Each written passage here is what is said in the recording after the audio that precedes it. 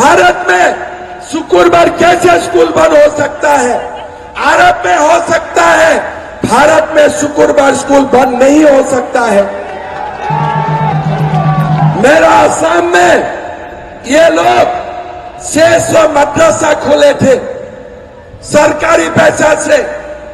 मैं सीएम हुआ, मैं बोला तनख्वाह नहीं मिलेगा। बोला क्या करना है, इरादा क्या है? मैं बोला मदरसा बंद करने का इरादा है। क्यों? मैं बोला देश को मुल्ला का जरूरत नहीं है, डॉक्टर इंजीनियर का जरूरत है। देश को डॉक्टर इंजीनियर का जरूरत है। बोले साहब हल्ला होगा। मैं बोला एक बार हल्ला करके दिखाओ, हम भी मां का दूध पी के मुख्यमंत्री को। कहां हल्ला किया? कौन सा हल्ला किया? 600 मदरसा मैं ओपन चैलेंज करके बंद कर दिया एक दिन में। काहे का हल्ला हुए? जब एक रहते हो ना, किसी का हल्ला करने का कोई, आप लिख लीजिए, ये लोग जब हम एक रहेगा ना, उनको हल्ला करने के लिए उनका हिम्मत भी नहीं होते। दुख क्या होते हैं? जब हमारा लोग ये लोगों को साथ देते हैं, हमारा लोग जब उनको साथ देते हैं, तब जाके ये लोग आदिवासियों को अत्याचार करते हैं, हिंदू समाज को तोड़ने का कोशिश करते हैं। हम अगर एक रहेगा ना, राहुल गांधी हिंदू समाज को बांटना चाहते हैं। राहुल जी, हिंदू एक रहेगा तभी मेरा ये भारत महान होगा। इसीलिए ये भारत सनातन संस्कृति से ही यहां तक आ जाए हैं। हिंदू को मत तोड़ो, अपना घर को मत तोड़ो। जब अपना घर को तोड़ लेते हो ना, तो दुश्मन हमारा घर तक आ सकता है। लेकिन पांच भाई इकट्ठा रहते हैं, कोई माई का लाल नहीं होते हैं जो हमें चैलेंज कर सकता है। कोई माई का लाल नहीं होते हैं। इसीलिए लोग बोलते हैं कि राजमहल में अनंत ऊर्जा का कॉन्टेस्ट अब है। मैं बोलना चाहता हूं, ये राजमहल में अगर 5 वोट में भी हम ज्यादा है ना, अगर 10 वोट में भी हम ज्यादा है ना, हम अनंत ऊर्जा को जिता के दिखाऊंगा। यही हमारा संकल्प होना चाहिए। अगर ये लोग 99.9% देते हैं हमारा भारत मां का सगन, आप लोग 100% वोट दीजिए। हम हारेगा नहीं। 500 साल का बाद भी हमने राम मंदिर बना के दिखाया। हम हारेगा नहीं। हम लोग एक वोट से भी राजमहल में ज्यादा है कि नहीं? है कि नहीं? एक वोट से। तब अगर एक वोट से भी हम ज्यादा हैं, अगर मेरा पिता घर में ऑक्सीजन लेके भी बैठा है, उनको भी ले आना। भारत माता को आशीर्वाद देगा, नरेंद्र मोदी को आशीर्वाद देगा। ये देश का पुकार है, ये हमारा समाज का पुकार है, ये रोटी माटी बेटी का पुकार है। भाई और बहनों, ये कोई सरकार नहीं है। आपको मैं गिनाते जाऊंगा। क्या बोले थे? 5 लाख नौकरी देगा। किसका किसका घर में नौकरी मिले? किसका किसका घर में नौकरी मिले? 5,000 60,000 रुपया का बख्शीश आने थे, भत्ता आने थे। किसको किसको मिले? किसको किसको मिले? बहू बेटी का शादी होने में सोने का सिक्का मिलने का बात था, किसको किसको सोने का सिक्का मिले? सारा आलमगीर आलम खा गया, सारे सोने का सिक्का आलमगीर आलम खा गया। भाई और बहनों, आप उसको बताओ, क्या गर्मी में जब सूर्य का किरण 45 डिग्री 50 डिग्री होते हैं तब कोई 10 किलोमीटर दौड़ सकता है? वही उत्पाद सिपाही का आपने परीक्षा किया, कौन महीना? सितंबर। क्या ये एग्जाम दिसंबर में नहीं हो सकता था? आपने क्या रिजल्ट दिया? नहीं दिया।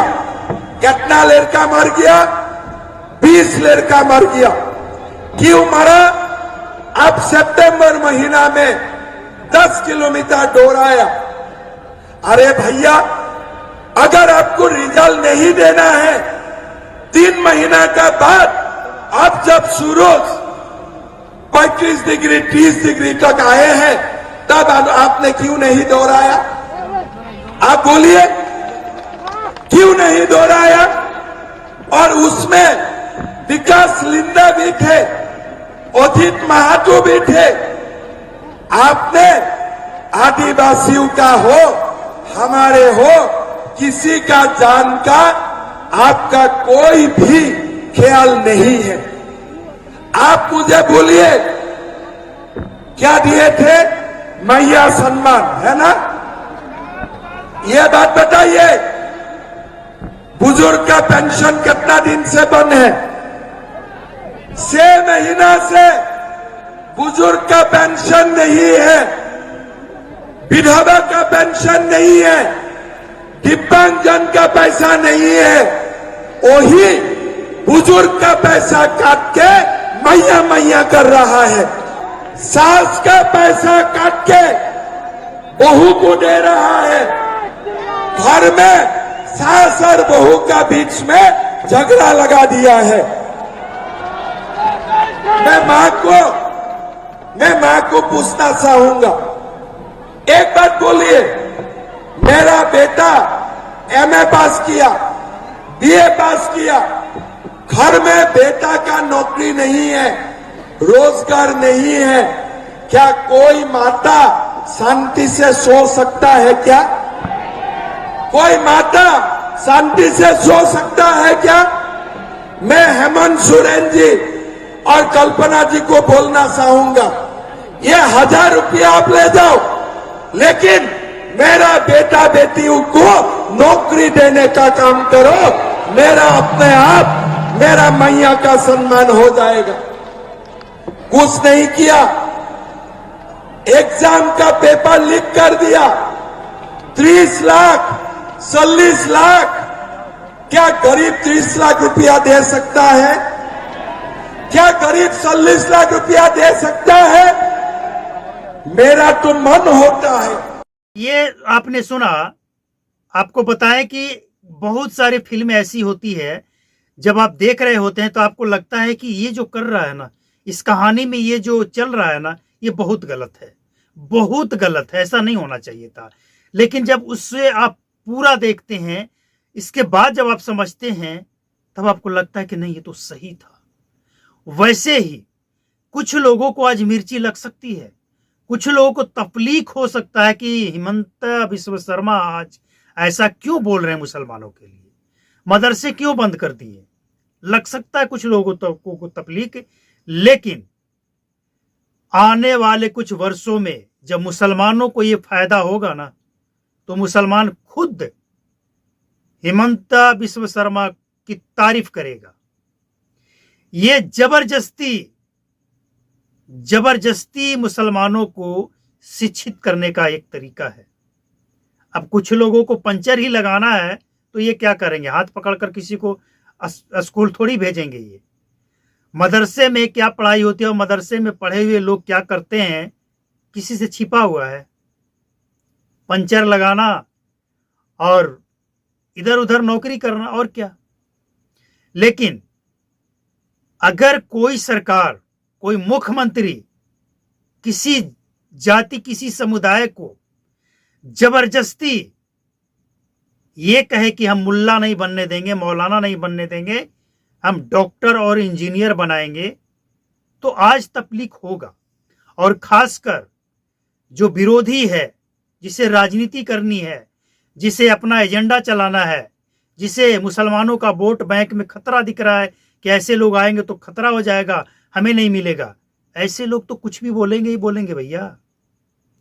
अगर मुसलमानों को पिछले 60 वर्ष जो शासनकाल किसी और पार्टी की रही, उस समय अगर ये लोगों को पढ़ा दिया गया होता तो आज मुसलमान शाहीन बाग बनाने की बात नहीं करता। आज मुसलमान जंतर मंतर पर जाकर बेवकूफ बनकर बैठता नहीं, जिससे ये नहीं पता है कि इस बिल में क्या संशोधन हो रहा है, इसके क्या फायदे हैं, क्या नुकसान है। लेकिन उसके आका बोले हैं कि तुम्हें जाना है और कुछ बोलना नहीं है, कोई पूछे तो कोई जवाब नहीं देना, बोलना कि वो जो भाषण कर रहा है ना वहां जाकर पूछो। मतलब इन लोगों का इस्तेमाल हुआ, काम किसी ने नहीं किया। लेकिन अगर कोई मुख्यमंत्री जबरदस्ती लतिया के, थोपिया के शिक्षा देना चाहता है तो कहीं ना कहीं ये एक गार्जियन का फर्ज निभा रहे हैं। वो जैसे एक बाप अपने औलाद को जबरदस्ती मार पीट कर स्कूल भेजता है और वही औलाद जब पढ़ लिख लेता है, कोई अच्छा काम करने लगता है, तब जब उसे वो दौर याद आता है कि उसके गार्जियन, उसके माता पिता कैसे उसे पढ़ने के लिए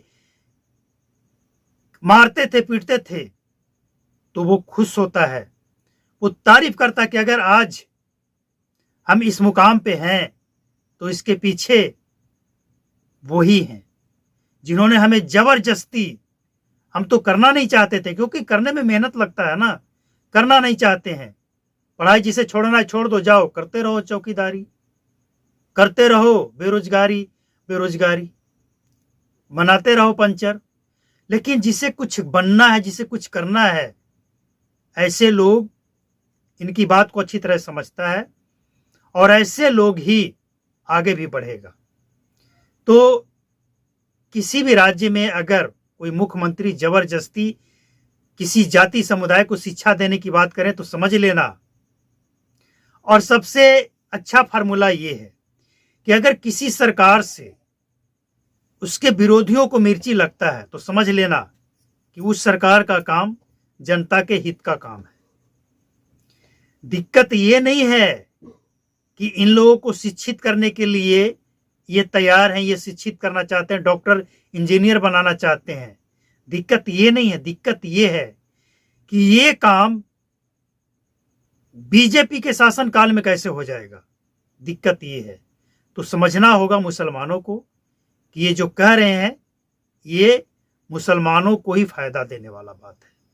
बाकी जिसे जो समझना है, मतलब जो निकालना है निकाल सकता है, जो कमेंट करना है कर सकता है, ये लोकतंत्र है। लेकिन जो सच है वो तो स्वीकार करना पड़ेगा।